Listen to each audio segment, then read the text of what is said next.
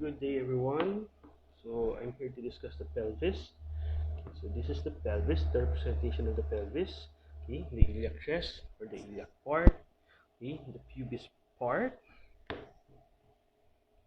Okay, pubis part, and the ischial part, the ischium part. Okay, now you have your spinous processes, and the vertebral body. Okay, so from the posterior part, we look at the pelvis in such a way that we look at it as the base. Others calls it like a pelvase. Okay, para raw siyang vase. Okay, para siyang vase. At the same time, it's also a base. So it's known as the base kasi whatever happens here, kumbaga para siyang pinaka-platform of the spine concerning the platform of the lumbar. So kung saan napupunta yung base mo, okay, saan napupunta yung pelvis, dun din sumusunod yung spine. Okay, now you could imagine, okay, if you are sitting and both of your seat bone are in proper position, more or less you have a more relaxed lumbar spine. Okay, and then if you have more of an anterior pelvic tilt like this, you have now more of a lordotic curve. And then if you have now a posterior tilt, the tendency is to have a flat back. Okay, with scoliosis, the thing is, these two parts may not be in equal or symmetrical position. What happens is one may move towards anterior tilt.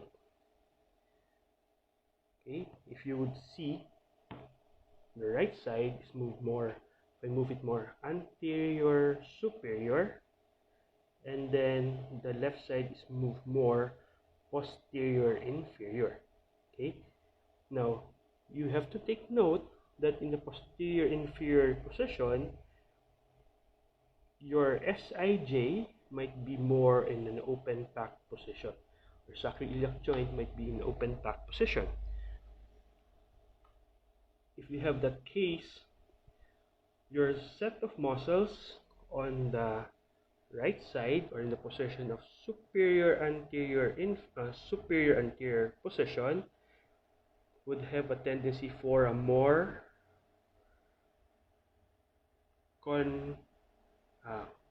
concave direction. Why is that so? Three important set of muscles, one of which is your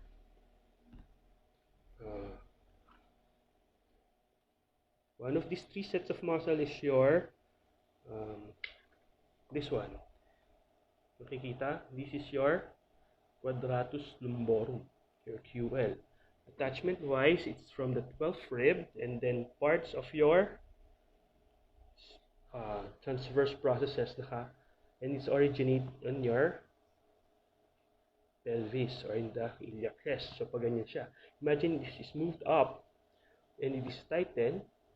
Okay, so now you have more of the concavity on the superior anterior side. Another important muscle to take note would be your iliopsoas.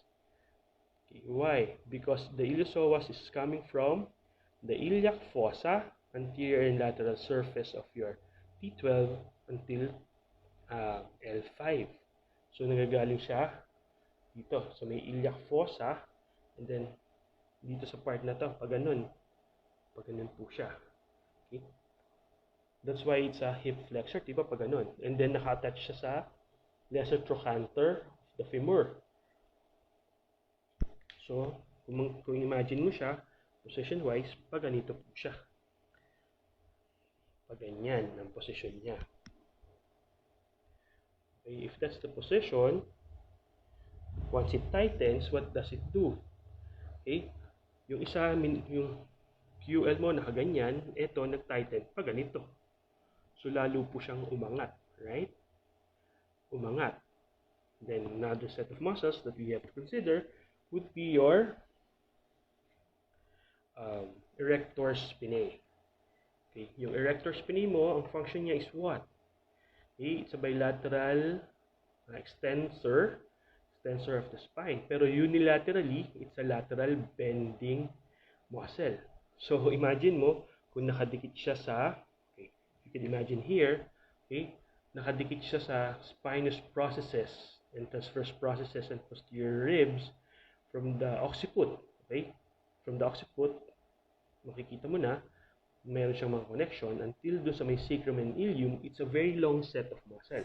Okay? Kung dito natin siya titignan from below, it would give you an idea that it's originated from the spinous processes and transverse process. Okay?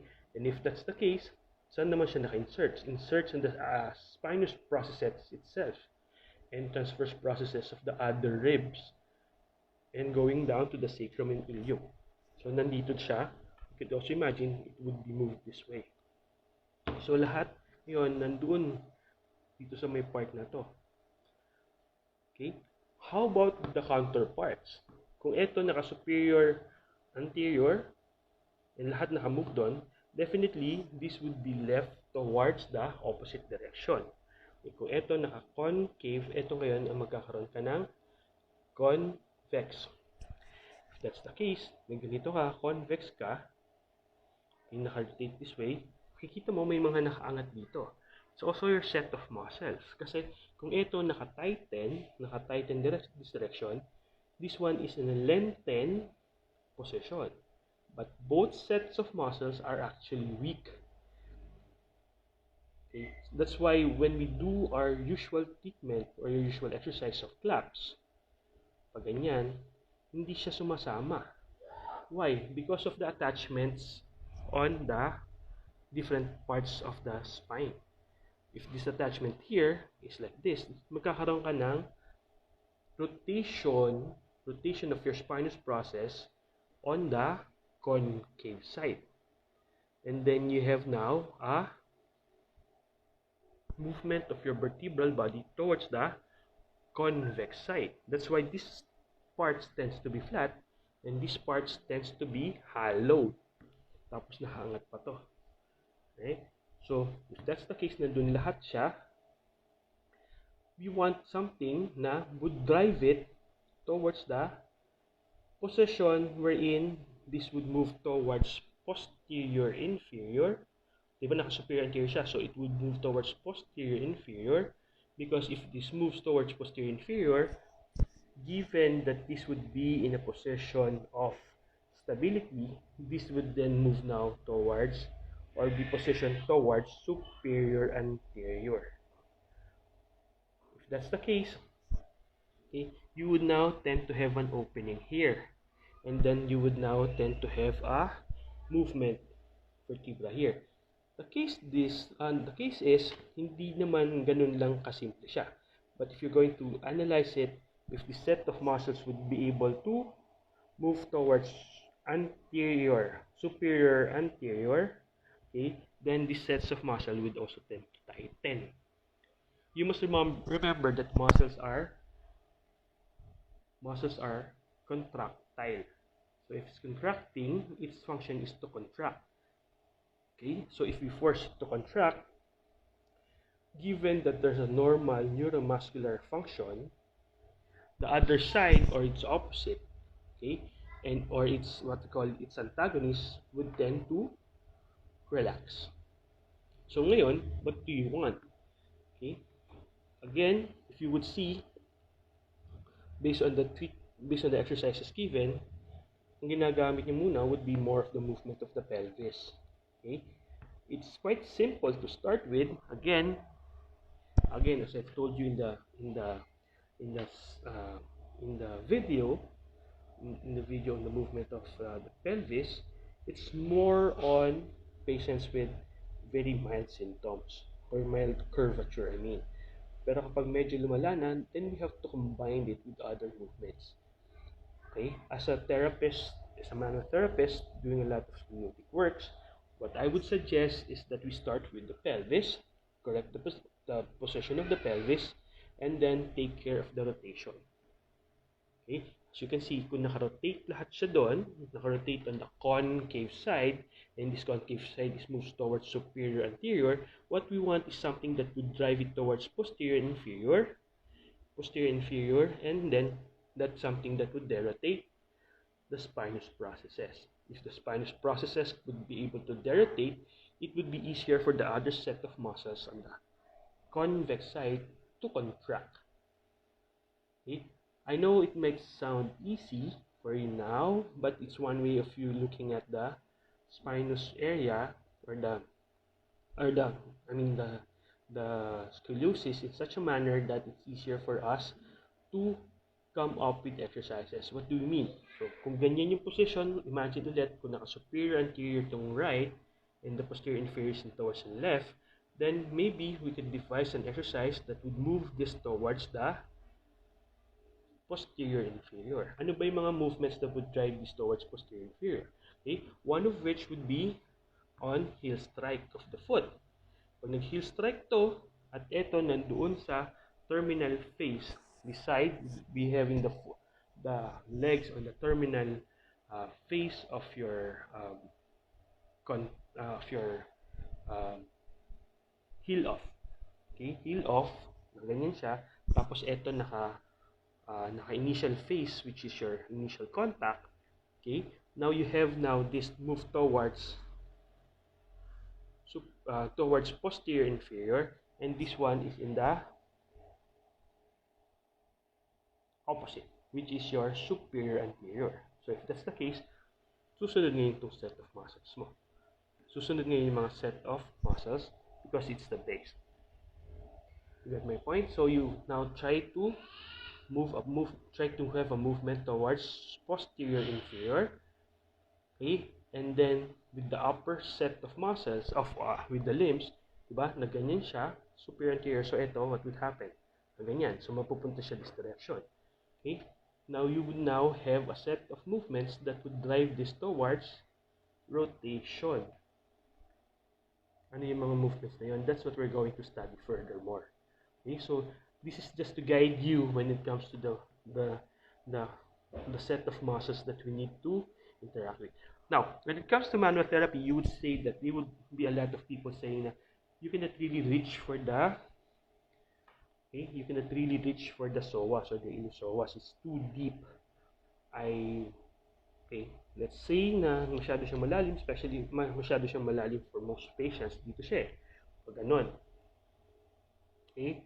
And then nandun siya sa may iliac fossa, dadaan pag ganito. Right? It's so deep kasi may iba pang muscles na tatamaan. But you must remember these are muscles. You can influence the set of attachments. So kung medyo malalim siya and you want to promote its movement, then you can move and work on the femur. Diba? Pwede mong hatakin yung femur, then it would move towards, okay? Kasi nag-tighten siya with superior anterior and you want to move it in this direction. So what you can do, okay, you can fix the pelvis and then try to do something with the psoas or the iliopsoas. It might be a deep muscle, but you can always influence it. Now, am I going to use what I used there as a myofascial release? Well, it's known as your myofascial release for the psoas or the iliopsoas. But the thing is, you're actually just influencing whatever set of tissues yun nandito sa may side na to. You may not be able to reach the iliopsoas, but if you know how to use your legs as a drive for lengthening and movement of the iliopsoas or contraction of the iliopsoas, you're still affecting the iliopsoas. Okay? Further discussions would be added, but I want you to appreciate this now because for most of you, maybe now knowing how the pelvis is being considered as an influential part of your scoliosis, will be able to come out now with your own manual therapy and with your own exercise prescription for your scoliosis patient. Okay, bye for now.